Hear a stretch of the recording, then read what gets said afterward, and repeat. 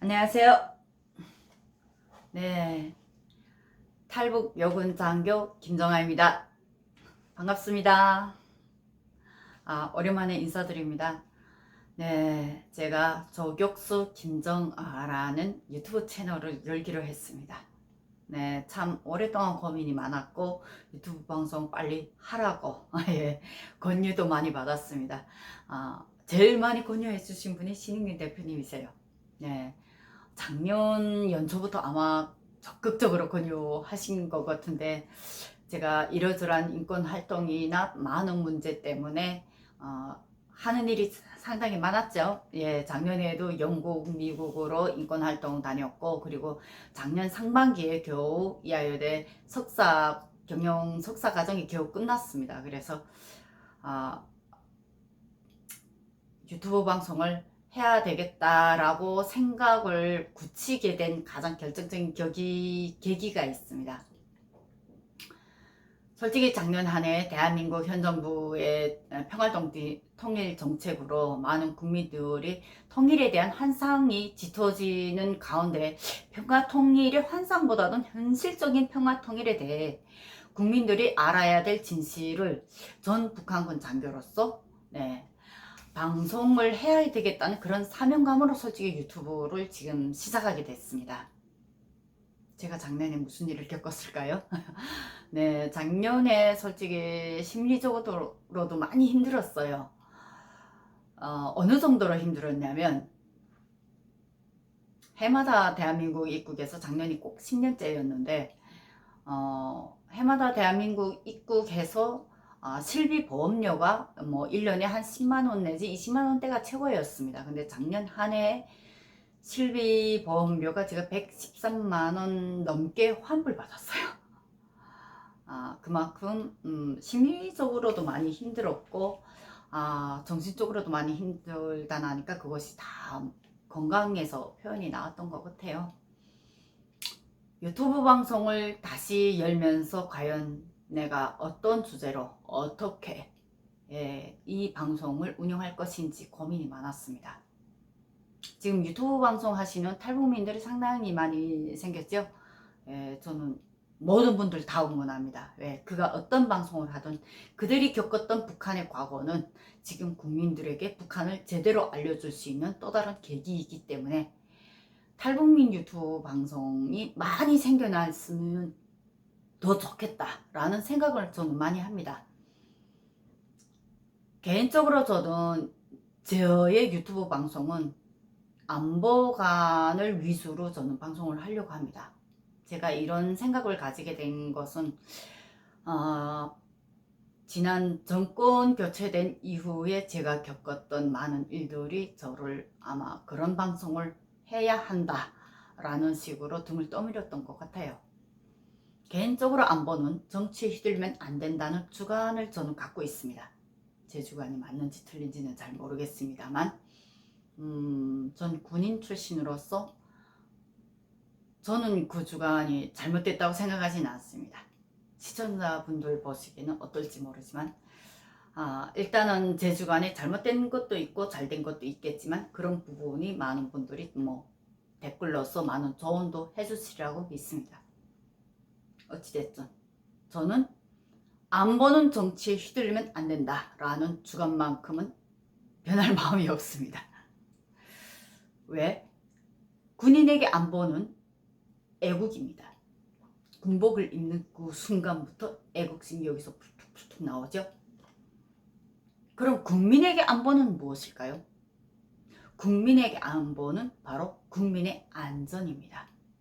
본인의 안전을 위해서라도 안보가 바로 서야 된다는 것이 바로 저의 주관입니다. 이렇게 중요한 안보가 정권이 바뀔 때마다 안보관이 바뀌어요. 그래서 저는 안보가 정치에 휘둘리면 안 된다고 생각한다는 겁니다. 안보가 휘둘리는 식의 정권이 바뀔 때마다 안보가 휘둘리는 식의 휘둘린다면 잠깐만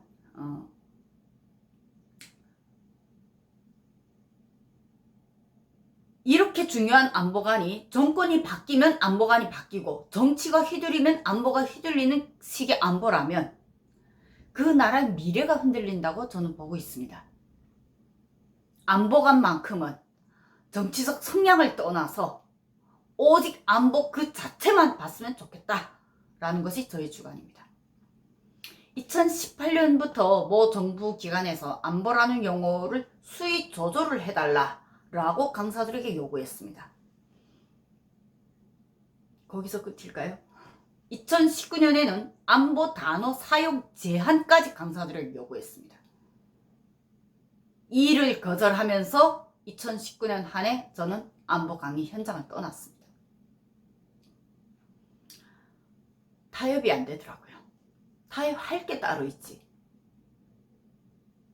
안보라는 단어 그 자체만으로도 그것은 국민의 안전을 지켜주는 든든한 보금인데 그 단어의 수위를 조절해라. 단어의 사용을 제한해달라. 어느 적당히만 넣고 너무 여친 말아달라. 라는 그것 자체가 저는 동의가 할 수가 없었어요. 저는.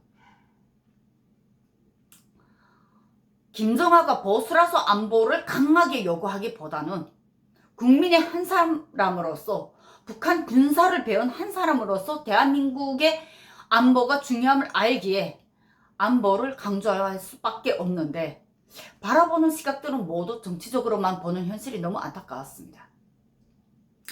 정권이 바뀐 지난 몇 년간 안보 강의 시장의 축소를 보면서 왜 안보가 정치에 휘둘리면 안 되는지를 뼈저리게 체감을 하면서 제가 이 유튜브 방송은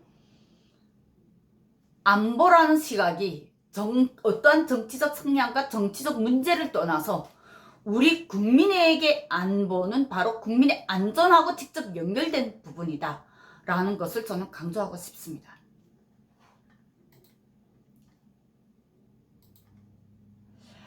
평화와 안보 중에 여러분은 무엇이 필요하다고 생각하십니까?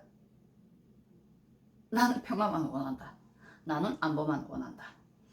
지난 안보 강의 다니면서 제가 민망이 대원들에게 많이 물어봤습니다. 평화만 원한다는 분 손드세요. 안보만 원한다는 분 손드세요. 그래도 우리 국민들은 대다수 안보를 원합니다. 왜 정책과 상관없이. 참 바른 국민이죠. 예, 너무 감사하더라고요. 특히 민방위 같은 경우에는 30, 40대의 가장 민감한 세대들, 다양한 계층의 다양한 직업의 사람들이 모입니다. 너무 소중한 강의였어요. 한반도의 평화의 필수 조건이 무엇이라고 생각합니까? 저는 완전한 비핵화, 그리고 군사 도발의 억제, 다음에 남북한의 서로의 신뢰다라고 생각합니다. 그러나 북한은 북한 비핵화의 핵심을 볼 때 지난 기간에 쭉 보게 되면 핵 실험장 폐기를 상당히 많이 거론을 했죠. 저는 그것 자체가 잘못됐다고 생각해요. 핵 실험장 폐기보다도 현재 생산된 핵탄두와 ICBM의 폐기가 우선이어야 되지 않나요? 그건 이미 만들어서 잔뜩 쌓아놨는데 실험장만 백날 폐기한다고 북한이 그래도 조금은 용기를 놨었다. 한숨이 나갑니다. 실험장 폐기해놓고 그 만들어놓은 핵탄두를 쏴버리면 끝이잖아요. 그 다음에 무엇으로 막을 건데요? 답답하지 않나요? 실제 남북한 정상회담이 진행된 바로 그 해 2018년 7월에 북한이 함흥 미사일 제조 공장을 확대하고 인근에 생산소를 2곳까지 더 늘렸다라는 걸 미국 위성이 발견을 하고 그것을 언론에 뿌렸습니다. 심지어 우리 대한민국에서는 KBS와 연합뉴스에서 이 기사 다 내보냈습니다. 함흥 미사일 제조 공장이 확장한다. 정상회담 끝난 바로 다음에. 국제사회 조건은 북한의 선비핵화입니다. 그러나 선 비핵화 후 대북 지원이죠. 그러나 북한의 주장은 선 신뢰 구축 후 비핵화입니다. 참 엇박자죠. 북한의 핵 개발 의도가 3대가 내려온 핵 개발입니다. 김일성은 나에게는 3가지 소원이 있다. 인민생활 향상과 조국 통일, 핵 개발 완성. 김정일은 나는 핵 개발의 총사령관이다. 우리의 핵 개발에서 조국 통일이 시작하고 핵으로 조국 통일을 총화하려고 한다. 라고 말했습니다. 김정은은 지금 뭐라고 하나요? 예, 경제 건설과 핵 무력 건설의 병진 노선까지 제시하고 핵 외에는 체제 유지 답이 없음을 알고 있다라고 말했습니다. 이런 북한 3대 지도자들, 그들은 한 피를 나눈 친혈육이죠. 예, 세상에 물보다 피가 진하다는 말, 그래서 있는 거죠. 변할까요? 김정은이 변할 수 있다고 생각하십니까? 언론방송이 2018년부터 요청했던가요? 언론이 김정은 위원장이라고 말하라고, 이설주 여사님이라고 말하라고, 현석월 단장님이라고 말하라고. 아, 진짜 짜증나더라고요. 그 말 하기 싫어서 북한 정권이라고 말을 돌렸습니다. 그러다가도 가끔씩 발언 나오면 김정은. 예, 눈에 흙이 들어가도 우리 탈북민들 입에서 김정은 위원장이라는 말이 나올 수 있을까요? 뭐 일부 사람들은 할지 몰라도 저는 내 눈에 흙이 들어간지언정 내 목숨이 붙어있는 날 김정은 위원장이라는 말은 저는 못할 것 같습니다. 저한테서 바라지 마세요. 조선인민군 군사전략에는 공격을 위한 방어는 존재하지만 방어를 위한 방어는 존재하지 않는다라고 되어 있습니다. 왜 그럴까요? 네. 그들의 군사작전은 모두 평화를 위한 것이 아니라 전쟁을 위하기 때문입니다. 그들은 공격을 중요시하지 방어를 중요시하지는 않습니다. 그러나 평화를 중요하고 국제 법 질서를 중요히 생각하는 우리 대한민국의 군사작전의 모든 것은 방어가 우선입니다. 상대가 공격하기 전에 먼저 공격을 안 한다. 이것이 평화주의죠.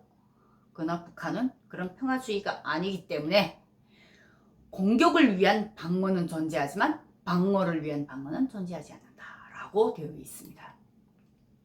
북한의 혁명 전술과 대남 전략을 볼 때 화전 양면 전술도 상당히 많죠. 그리고 무력 도발과 협박, 전쟁, 분위기 조성이 먼저 시작되면서 한국 사회의 불신과 혼란을 조성하고 또 한국 내에 북한이 유리한 여론을 조성한 것도 북한의 대남 전략의 일환입니다. 그런 단계를 걸쳐서 결국 북한이 원하는 요구를 관철하는 것이 북한의 대남 전략 전술이라는 걸 잊지 말아 주십시오. 동독의 마지막 국방부 장관이 중앙일보하고 했던 인터뷰가 저한테는 상당히 의미 깊게 다가왔습니다. 그때 독일 동일 이 국방부 장관이 당시 인터뷰에서 어떤 말을 했냐면 독일 통일 당시에 저는 46세였습니다. 제가 93세가 되면 통일로 47년을 산 셈이죠. 민주주의 사회에서의 산 기간이 길어야 더 길어지는 셈이죠. 저의 사고방식, 행동방식 등 모든 부분에서 46년간 살아온 동독에 내재되어 있었습니다. 어떤 사람들은 동독 시절이 빨리 잊어버리려고 했습니다. 나쁜 기억 때문이죠. 그러나 잊는 것이 그리 쉽지만은 않습니다. 통일을 통해 우리는 올바른 결정을 내렸고 경제적으로 좋은 결과도 많이 얻었습니다. 그러나 인간 대 인간의 만남과 공존에선 시간이 흐르면 문제들이 돌출합니다. 우리에게 참 많은 메시지를 주지 않나요? 우리는 지금 분단 몇 년이 넘었습니까? 예, 반세기가 지났습니다. 반세기. 현 정부에서 평화 통일 정책에 환상을 품은 분들에게 그런 말씀을 해드리고 싶습니다. 우리에게 필요한 건 평화뿐 아니라 우리에게 필요한 건 안보도 필요합니다. 대한민국에는 지금 평화와 안보의 균형이 절실히 필요합니다. 오늘 방송 여기까지 마치겠습니다. 저격수 김정아 많은 응원 부탁드리며 궁금한 점 있으면 댓글로 부탁드리겠습니다. 구독,